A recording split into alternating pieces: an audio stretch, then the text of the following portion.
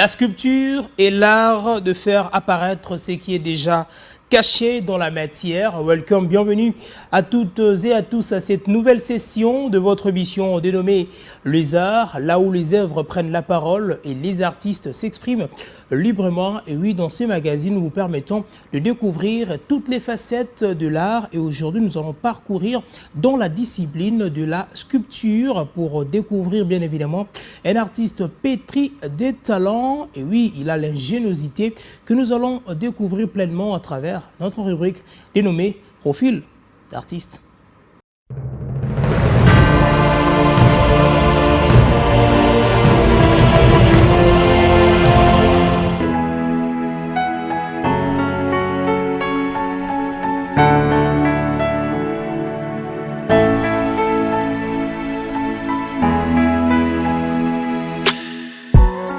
Dans l'univers de la sculpture congolaise, certains artistes ne se contentent pas de façonner la matière.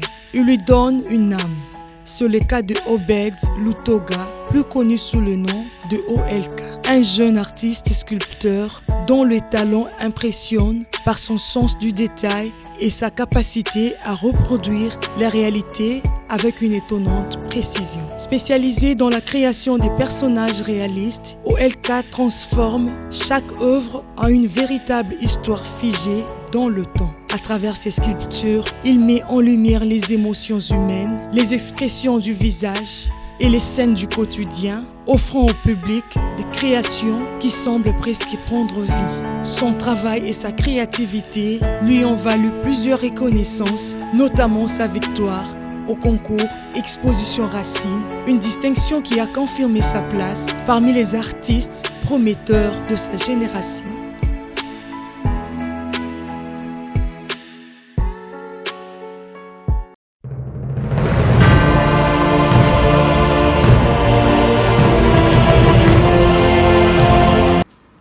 Allez, vous connaissez notre invité, bien sûr, Obed Lutoga, qui fait son entrée. Il est en train d'avancer. Obed Lutoga, salut, ça va? Bonne arrivée chez nous. Hop là! Allez, ça fait des années, hein? Oui, La toute dernière émission, c'était en 2024. Hein? Oui, déjà 2 ans passés, je crois. 2 ans passés. Ouais. Aïe, aïe, aïe. Et félicitations pour ton prix là que tu avais gagné. Oui. Donc, c'était l'exposition Racine ou le concours de dessiner Liolo? Ouais, c'était le concours Racine pour participer à une exposition organisée par la Télé Monzari, je crois en septembre 2024, si j'ai une bonne mémoire. Ok. C'était une belle expérience pour vous? Oui, c'était vraiment quelque chose de nouveau.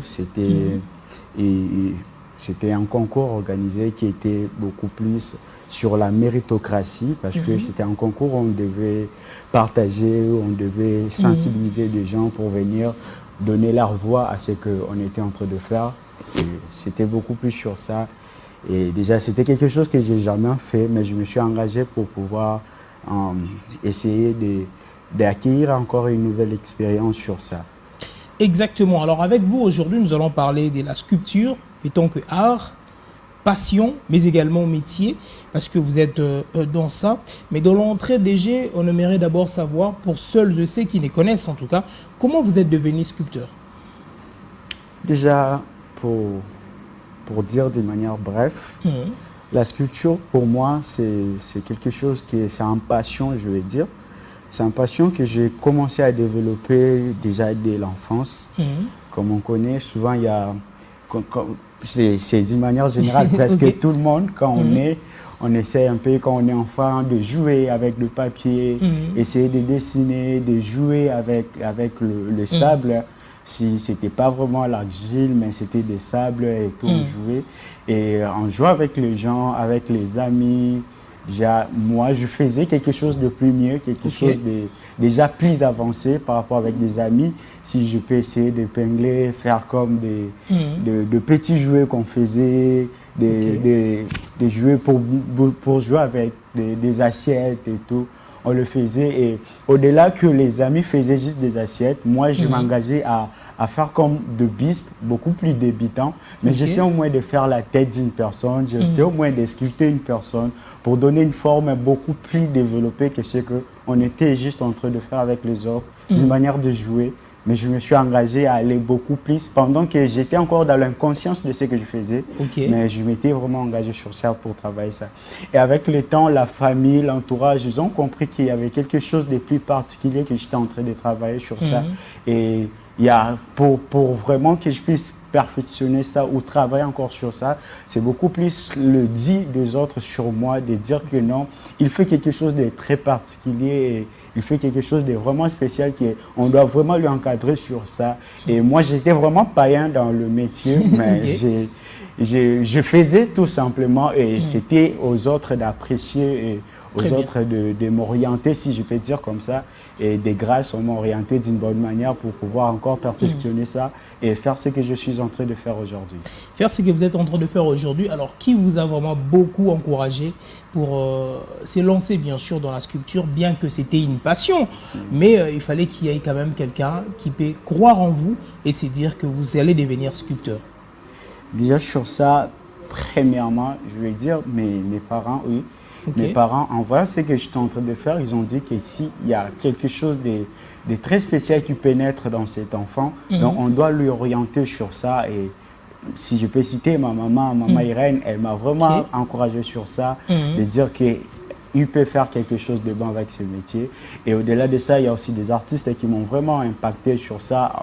Parce que, comme je viens de le dire, j'étais un peu païen dans ça et en essayant de beaucoup plus développer, en essayant de voir les autres. Et j'ai été aussi passionné de voir ce que les autres sont en train de faire et de vouloir aussi faire comme eux. Très bien, de vouloir faire comme eux. Alors, vous êtes dans la sculpture, un métier, bien sûr, également une passion pour vous, à un moment un art. Et que représente exactement la sculpture pour vous? Oui, la sculpture pour moi, c'est une vie. C'est une vie, pourquoi? Parce que je ne fais pas la sculpture pour un moment, mais je fais la sculpture pour une vie. C'est-à-dire, peu importe ce que je peux avoir à faire, mais pour moi, je me dis que ce que je fais a une liaison avec ma vie.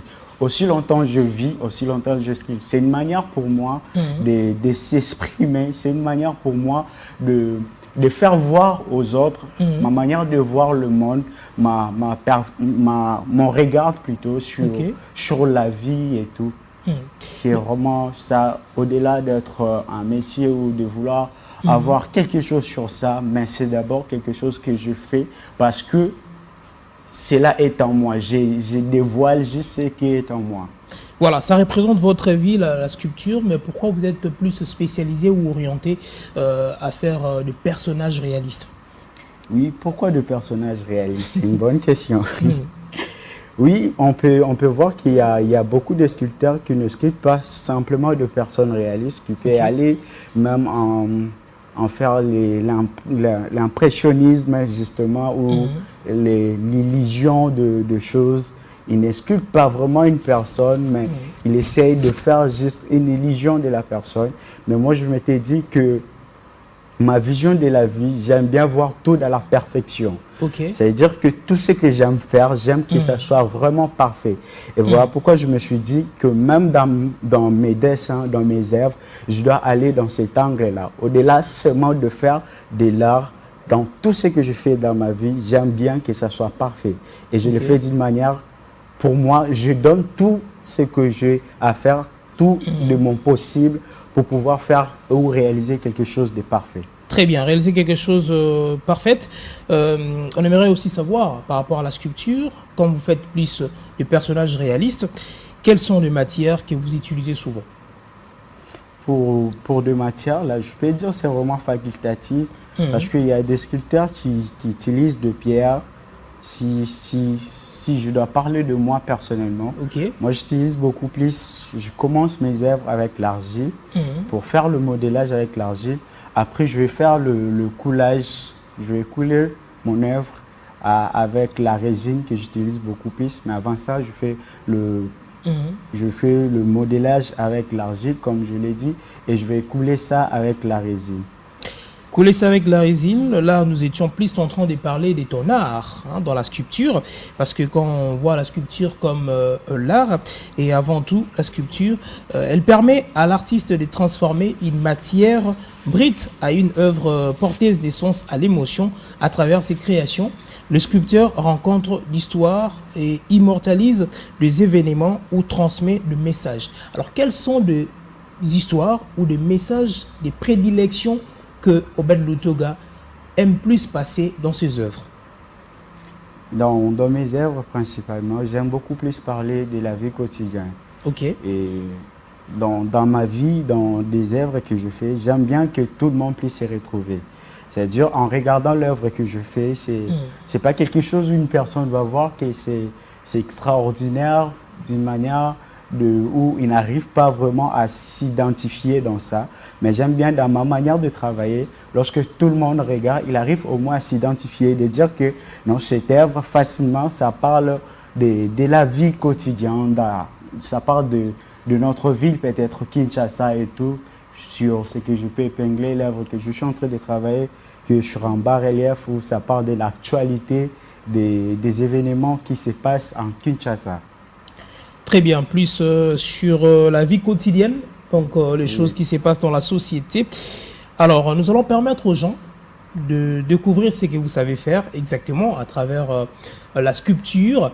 On va voir les différentes techniques que vous mettez en place et nous allons nous retrouver dans un court instant.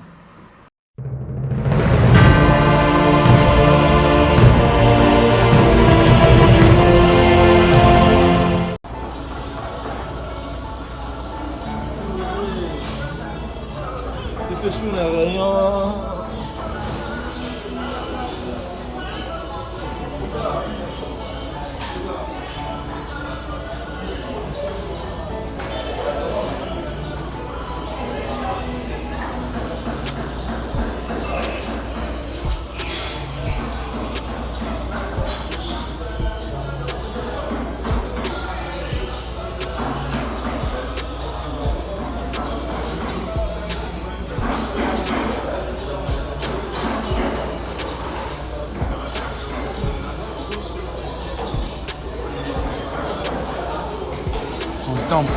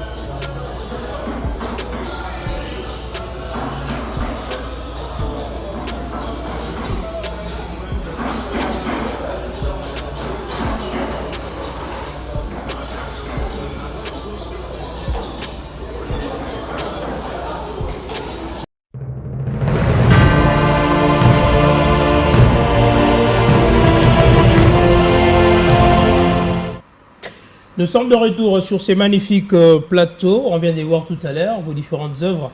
En tout cas, on a vu aussi, là c'est la statue, bien sûr, de Marie. Ça vous arrive de faire plus de statues ou de bustes? Bon, d'une manière générale, je travaille beaucoup plus tous les deux. Je peux pas essayer de dire que je fais beaucoup plus de statues que de bustes. Okay. Je fais aussi des statues, je fais aussi des bustes. Mais des statues, si peut-être il y a en commande, comme vous venez de voir, la statue de Marie, c'était en commande que j'avais reçue de la part d'une église catholique et j'ai répété le nom. Ok. Ouais. Alors, quelle est la différence qui existe entre statue et buste? Parce que parfois, on a un peu de confusion. Oui, très bien. Généralement, on arrive à généraliser, d'appeler statue buste et buste statue. Mais d'une manière scientifique et d'une manière beaucoup plus professionnelle, lorsqu'on parle d'une statue, on parle d'une œuvre qui représente l'objet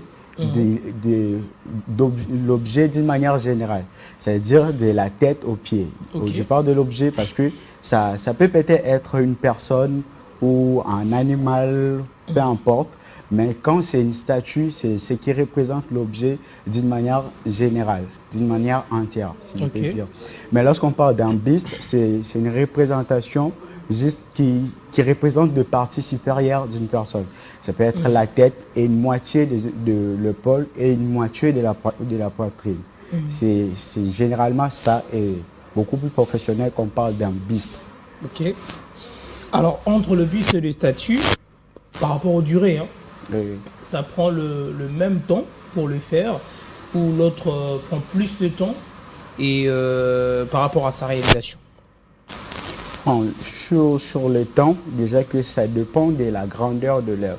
Parce que c'est peu qu'on peut réaliser un buste, mais qui est plus grand qu'une statue. Et sur ça, on ne peut pas dire que le buste prend beaucoup plus de temps qu'une statue. Et on ne peut pas aussi dire, d'une manière générale, on ne peut pas aussi dire qu'une statue prend plus de temps qu'un buste. Mais déjà, le buste, ça peut prendre ou ça peut apparaître que ça prend beaucoup plus de temps. Pourquoi? Parce que c'est le visage d'une personne. Déjà, pour faire une personne, c'est un portrait qu'on est en train de faire. Donc, on est en train de porter les traits d'une personne sur une œuvre d'art qui peut prendre beaucoup de temps parce que du premier coup d'œil, tu peux avoir l'impression que tu fais bien, mais ça demande aussi le temps parce que, comme on le dit souvent, que le temps dévoile tout. Tu peux faire quelque chose qui n'est pas bon, mais avec le temps que tu prends, toi-même, tu vas commencer à t'adapter et tu auras la facilité d'intégrer sur la chose. C'est-à-dire avoir la maîtrise sur la chose. Dans le français, on dit que la répétition est la mère de la science. Voilà. Donc, c'est quelque chose au fil du temps où on le fait, on arrive à bien le faire parce qu'on le fait toujours. Très bien. Alors, si on veut parler donc, par rapport aux différents principaux défis dans votre métier, comme vous avez dit, c'est sur le temps également. Alors, quels sont les principaux défis que vous avez dans votre métier de sculpteur? Il y a un défi déjà du temps, comme je l'ai dit, parce qu'il peut avoir que c'est en commande, d'une manière générale, c'est en commande qu'on peut commander. Et lorsqu'une personne commande, c'est-à-dire qu'il a besoin de la chose avec l'air que lui, il a. C'est comme l'air que lui, il a fixé. Du coup, il vient, c'est un client, c'est un collaborateur. Il vient peut-être proposer parce qu'il ne vient pas m'imposer.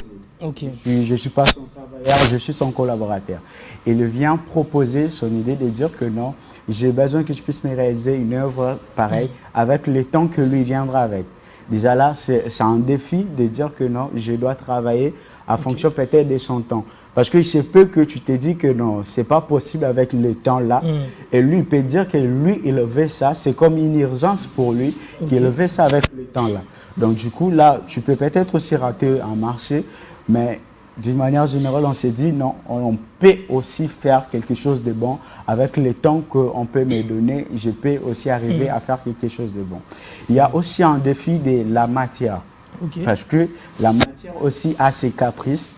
On peut même dire que non, c'est quelque chose qu'on travaille, on a la maîtrise sur ça, mais ça arrive aussi qu'un jour ou un moment, que ça arrive à faire de ces caprices à lui. Même l'informatique, on peut être un grand informaticien, on maîtrise l'informatique, mais un jour où l'ordinateur peut être compliqué. Cela ne veut pas dire que tu n'es peut-être pas professionnel, mais c'est juste que la matière aussi a ses caprices. On a aussi ces difficultés avec la matière de vouloir s'adapter, et même si on arrive à s'adapter, des difficultés continuent toujours à exister, même si on devient professionnel. Il y a plein de défis, la liste ne sera jamais exhaustive, mais on aimerait aussi savoir quelles sont les différentes techniques que vous utilisez pour justement nous réaliser les œuvres d'art ou de bustes, ou également de statues. Il y a des techniques appropriées pour ça, chaque œuvre a ses techniques, ou la même technique, vous l'appliquez sur toutes les œuvres?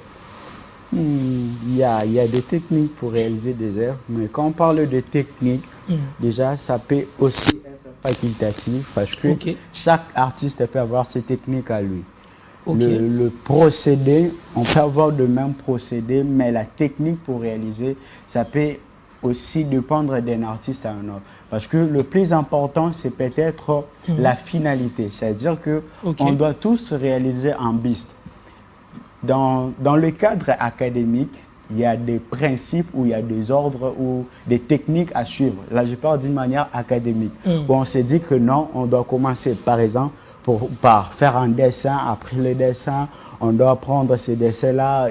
On doit prendre des mesures pour faire l'agrandissement et tout. Là, c'est d'une manière académique. Et lorsqu'on est étudiant on est encore étudiant, on demande de faire un travail, on doit s'adapter à ça.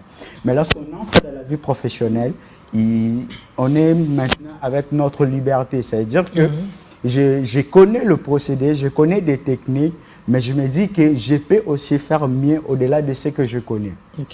Je connais que déjà, je vais faire une personne. Je connais que pour faire une personne, on doit prendre des photos. Mais pour moi, je peux aller au-delà de ça, de dire que non, je ne vais pas prendre des photos, je veux que la personne soit là. Et dans ma manière de travailler, je ne vais pas peut-être travailler avec les dessins ou travailler comment. Je commence directement pour dire, il y a des autres qui ne commencent pas avec l'argile. Ils peuvent faire le modélage direct. Ils commencent directement avec les ciments. Moi, je dis que parfois, on peut modeler avec l'argile. Après, on fait le coulage, le moulage pour avoir l'œuvre finale. Mais il y a d'autres qui peuvent dire non. Moi, je ne commence pas avec l'argile. Je commence directement avec l'œuvre finale.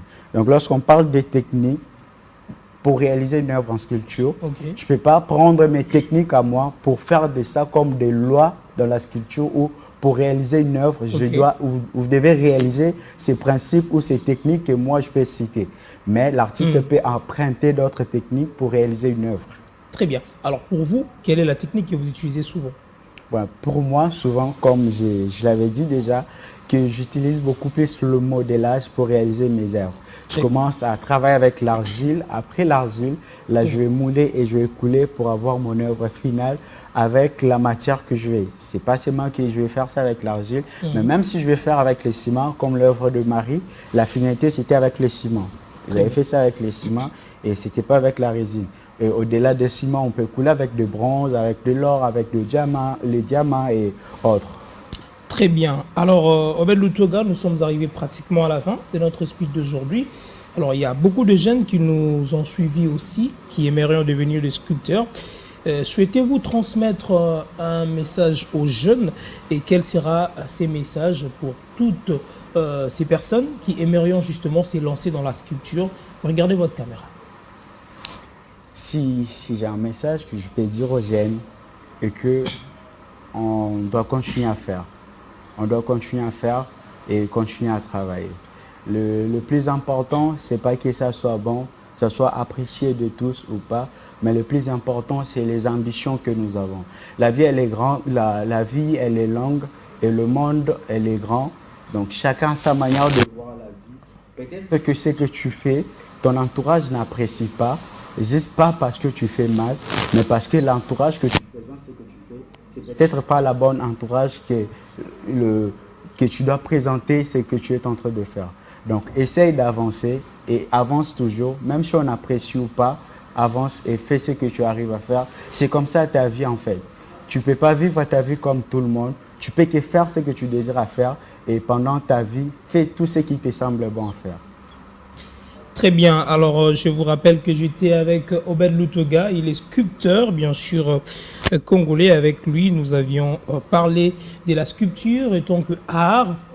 Nous devons le savoir que c'est un art parce que ça transforme justement de pierre et ça permet exactement de passer un message ou également de rencontrer une histoire. Mais tant que passion, c'est quelque chose inné qu'on aimerait faire et surtout donner le meilleur de soi-même par rapport à sa créativité et aussi comme métier parce qu'aujourd'hui, ça devient comme une profession, donc les œuvres sont aussi vendues. Alors, il a essayé de nous parler, bien sûr, de ces trois vocables, art, passion et métier. Alors, Obed, nous sommes arrivés à la fin.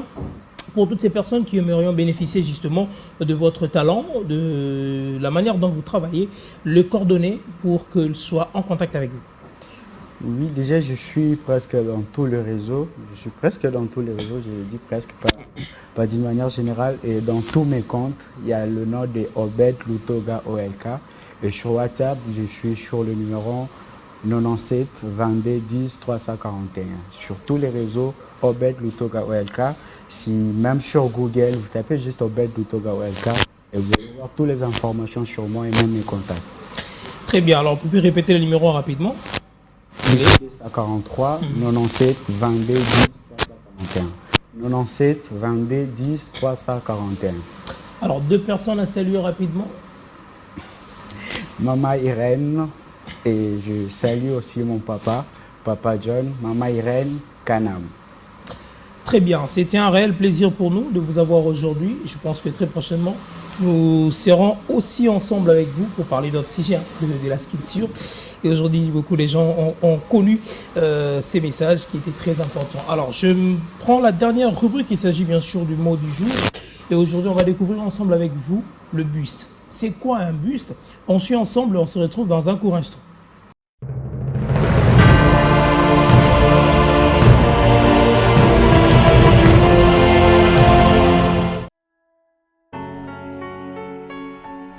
En sculpture, un buste est une œuvre qui représente la tête, le cou et le haut du buste, la poitrine et parfois les épaules d'une personne. Contrairement à une statue complète, le buste ne montre pas tout le corps. Il se concentre sur le visage et l'expression, ce qui permet de mettre en valeur la personnalité, les émotions et les traits du modèle.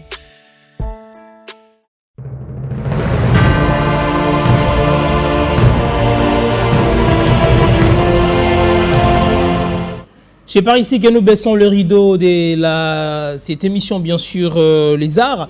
Et on se retrouve en rediffusion chaque mardi à 10h et les samedis prochains pour un autre numéro avec notre invité. Et Les Arts, c'est là où les œuvres prennent la parole et les artistes s'expriment librement. Merci à toutes ces personnes qui nous ont suivis. Je salue Yannick Gandhi qui était derrière le caméra. Et merci beaucoup au couple Berger Azumi, Papa Ifan et Maman Gina pour votre soutien indéfectible. On se dit quoi? À très vite. Allez, bye bye.